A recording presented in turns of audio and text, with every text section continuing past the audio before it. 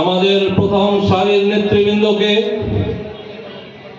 ধর্ম অবমাননার নামে গ্রেপ্তার করে তাদেরকে মানবতা বিরোধী অপরাধের ট্রাইব্যুনাল গঠন করে আমাদের নেতৃত্ব শূন্য করার চেষ্টা শুরু হয়।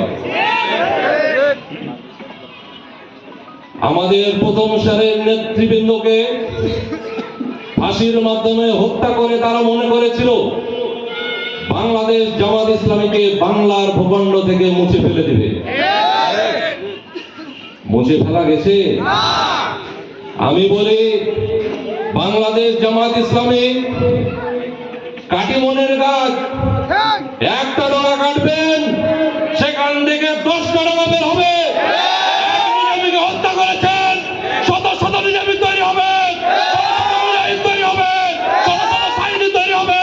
সারা বাংলাদেশে কিয়ামত পর্যন্ত বাংলাদেশ জামাত ইসলামী থাকবে থাকবে থাকবে।